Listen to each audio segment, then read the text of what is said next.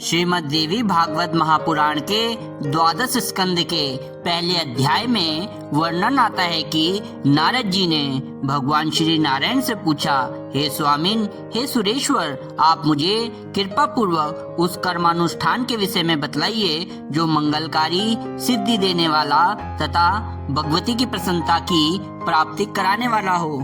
सदाचार विधान के अंतर्गत आपने जिस गायत्री विधि का वर्णन किया है उसमें से मुख्यतः वस्तु क्या है, क्या करने से अधिक पुण्य की प्राप्ति होती है।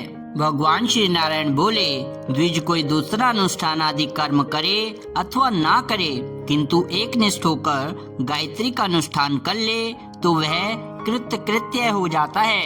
हे मुने, तीनों संध्याओं में भगवान सूर्य को अर्घ प्रदान करने वाला और 3000 जप करने वाला व्यक्ति देवताओं का भी पूजनीय हो जाता है। न्यास करे अथवा ना करे किंतु निष्कपट भाव से सच्चिदानंद स्वरूपिणी भगवती का ध्यान करके गायत्री जप अवश्य करना चाहिए। उसमें एक अक्षर की भी सिद्धि हो जाने पर ब्राह्मण श्रेष्ठ ब्रह्मा, विष्णु, महेश, सूर्य, चंद्र और अग्नि के साथ स्पर्धा करने योग्य हो जाता है। ऐसा कहा जाता है कि गायत्री ब्राह्मण की कामधेनु है। इसका तात्पर्य उसकी उपासना किसी जाति वंश विशेष तक के लिए सीमित करना नहीं, वरन यह है कि श्रेष्ठ आचरण करने वाला परमार्थ परायण ब्रह्मवृत्ति के व्यक्ति इस उपासना का समुचित लाभ उठा सकते हैं। इसमें सत्पात्रता का व्यक्तित्व की उत्कृष्टता को बढ़ाने के लिए प्रोत्साहन भर है। देवी शक्तियों का अवतरण परिष्कृत स्तर के व्यक्तियों पर ही विशेष रूप से होता है। शक्ति का दुरुपयोग मनुष्य को राक्षस बना सकता है। रावण जाति का ब्राह्मण बुद्धिमान और तपस्वी राजा था, किंतु शक्ति का मिथ्या दंभ उस पर सवार हो गया। पंडित रावण राक्षस बन गया।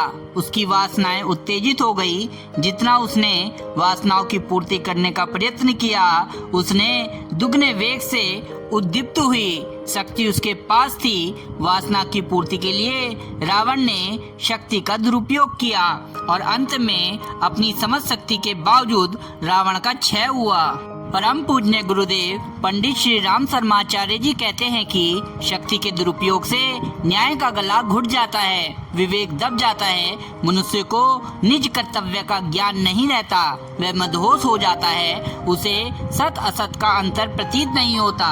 वाल्मीकि जी पहले डाकू थे, तब वे निकृष्ट कहे जाते थे, लेकिन जब उन्होंने अपनी बुराई को छोड़ा, उन्होंने अपनी शक्तियों का सदुपयोग किया, अपने आप को बदल लिया और बदलने के बाद में वे संत वाल्मीकि हो गए, ऋषि वाल्मीकि हो गए और वे आदि कवि कहलाए, वे महर्षि बने और वे सबके पूजनीय बन गए। देवी शक्तियों का अवतरण परिष्कृत स्तर के व्यक्तियों पर ही विशेष रूप से होता है। गायत्री माता स्वयं शक्ति स्वरूपिणी है और उसकी उपासना से हम सब प्रकार की शक्तियों को प्राप्त कर सकते हैं, पर शर्त यही है जो शक्ति प्राप्त की जाए उसका सदुपयोग ही किया जाए।